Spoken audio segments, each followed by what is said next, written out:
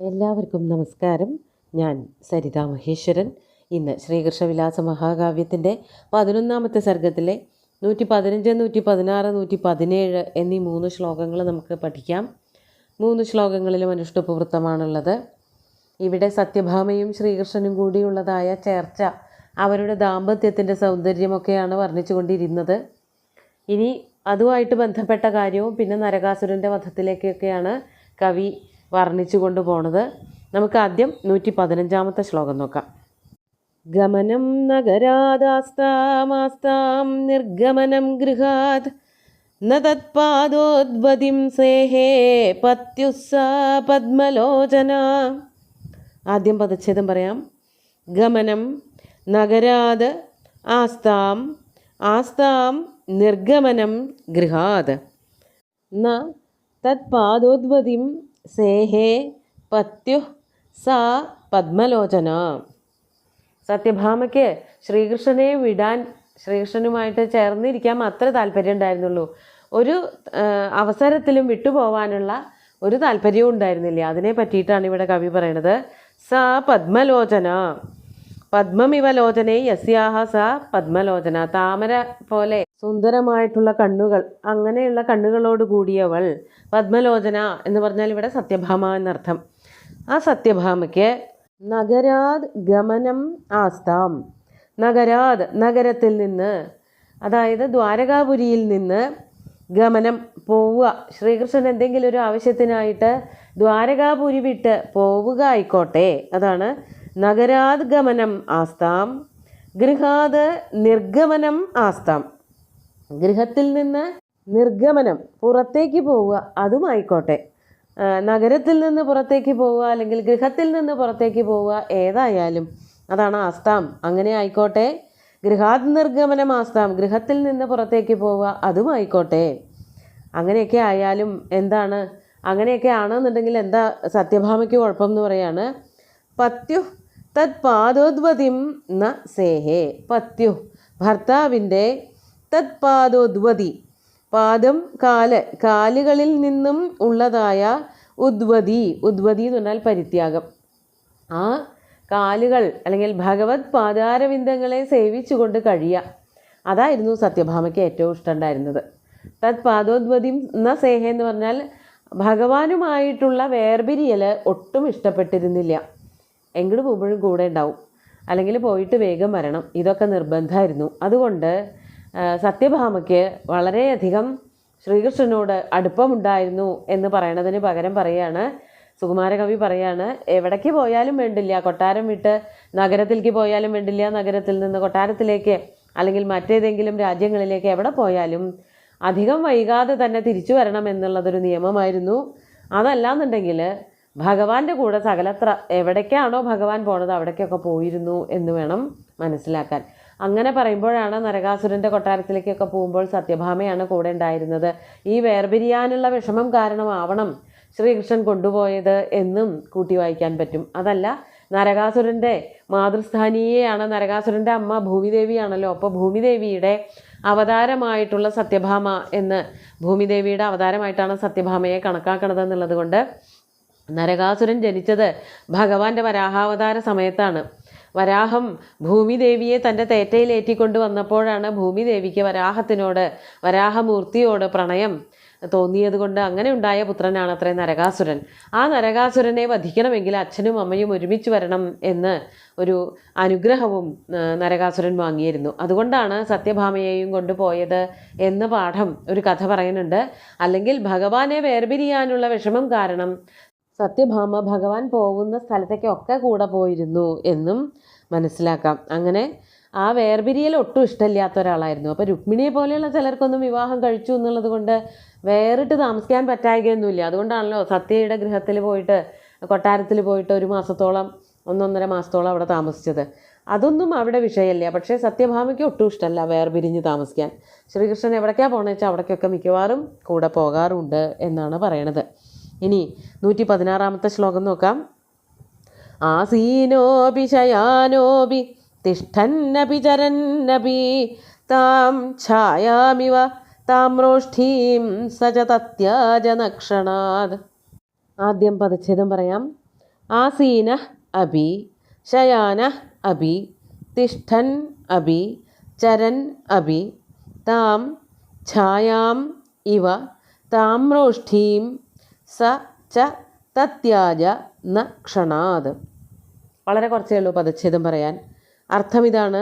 സഹ, സഹ എന്ന് പറഞ്ഞാൽ ശ്രീകൃഷ്ണൻ, ആസീന അഭി, ആസീന ഇരിക്കുകയാണ് എങ്കിൽ പോലും, ശയാന അഭി എവിടെയെങ്കിലും പോയിട്ട് യാത്രയൊക്കെ കഴിഞ്ഞു വന്ന് ക്ഷീണം തീർക്കാൻ വേണ്ടിയിട്ട് വിശ്രമിക്കുകയാണ്, കിടക്കുകയാണ് എങ്കിൽ പോലും ശയാന അഭി. ഇനി അതുപോലെ തന്നെ പറയാണ് തിഷ്ഠൻ അഭി ചരൻ അഭി. തിഷ്ഠൻ നിൽക്കുകയാണ് എങ്കിലും ഭഗവാൻ എവിടെയാണോ നിൽക്കുന്നത് അങ്ങനെ നിൽക്കുമ്പോഴും, അതോടൊപ്പം ചരൻ യാത്ര ചെയ്യുമ്പോഴും, കിടക്കുകയായാലും വേണ്ടില്ല, ഇരിക്കുകയായാലും വേണ്ടില്ല, യാത്ര ചെയ്യുകയായാലും വേണ്ടില്ല, നിൽക്കുകയായാലും വേണ്ടില്ല, എവിടെയായാലും എന്താണ് ചെയ്തത്? താമ്രോഷ്ഠീം, ഭഗവാൻ ആ സുന്ദരിയായിട്ടുള്ള സത്യഭാമയെ, താമ്രോഷ്ഠി, താമ്രം ചുവപ്പ് നിറം, താമ്രമായിട്ടുള്ള ചുവപ്പ് നിറമുള്ളതായ ഓഷ്ഠത്തോടു കൂടിയവൾ താമ്രോഷ്ഠി സത്യഭാമയെ, ഛായാം ഇവ ക്ഷണാത് ന തത്യാജ, ഛായയെ എന്നുപോലെ, ഛായ എന്ന് പറഞ്ഞാൽ നിഴലാണ്, നിഴലെന്ന പോലെ എന്തു ചെയ്തു? ക്ഷണാത് അല്പനേരത്തേക്ക് പോലും ന തത്യാജ ഒഴിവാക്കിയില്ല. നിഴൽ എപ്പോഴെങ്കിലും നമ്മളെ വിട്ടുപോവോ? വെളിച്ചം വന്നാൽ അപ്പം നിഴലുണ്ടാവും. ചിലപ്പോൾ കിഴക്കോട്ടായിരിക്കും നിഴൽ, ചിലപ്പോൾ നമ്മുടെ കാലിന് ചുറ്റുമായിരിക്കും, ചിലപ്പോൾ പടിഞ്ഞാട്ടായിരിക്കും. സൂര്യൻ ഉദിക്കുന്നതിനും അസ്തമിക്കുന്നതിനും ഒക്കെ അനുസരിച്ച് നിഴലുകൾ മാറും എന്നല്ലാതെ നിഴലില്ലാതെ ആവില്ല.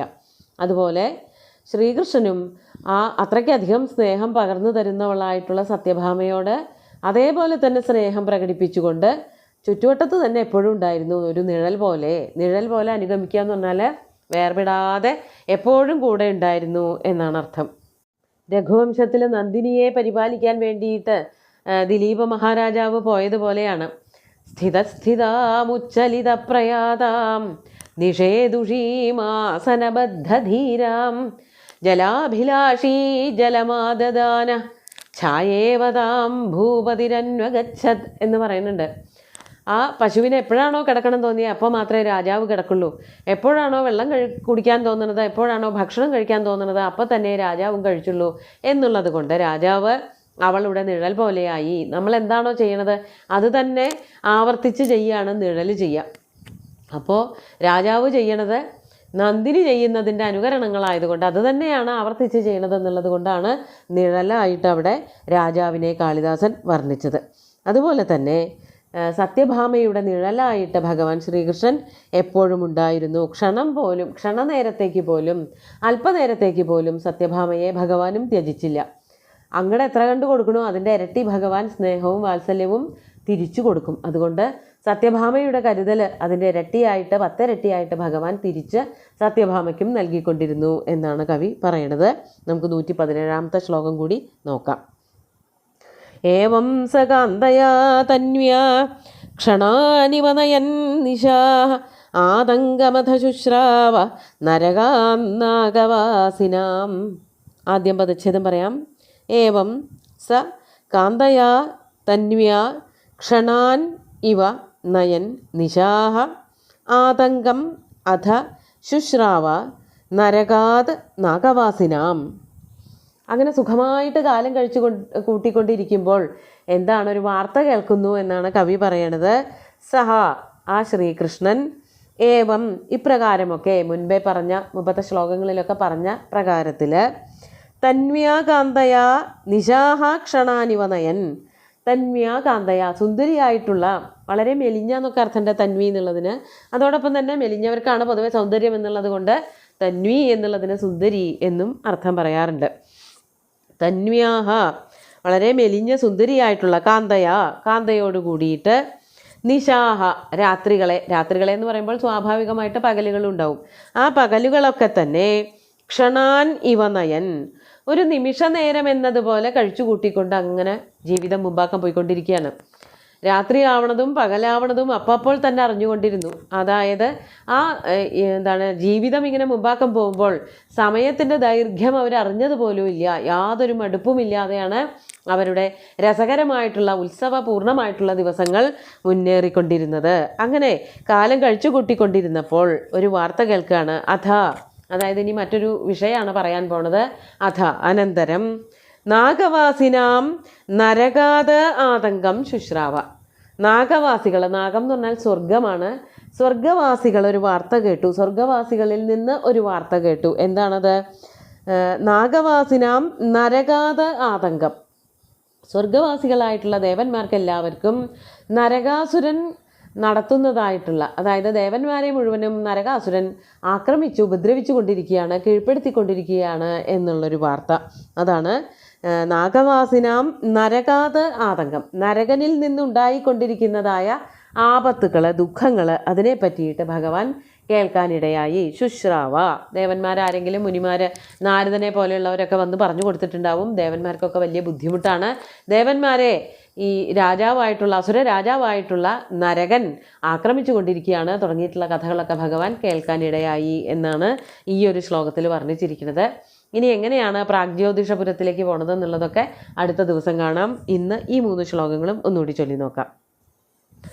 ഗമനം നഗരാദാസ്താമാസ്താം നിർഗമനം ഗൃഹാത് ന തത്പാദോദ്വതിം സേഹേ പത്യുസ്സാ പദ്മലോചന ആസീനോപി ശയാനോപി തിഷ്ഠന്നപി ചരന്നപി താം ഛായാമിവ താമ്രോഷ്ഠീം സ ച തത്യാജനക്ഷണാത് ഏവം സ കാന്തയാ തന്വ്യാ ക്ഷണാനിവ നയൻ നിശാഃ ആതങ്കമഥ ശുശ്രാവ നരകാന്നാഗവാസിനാം.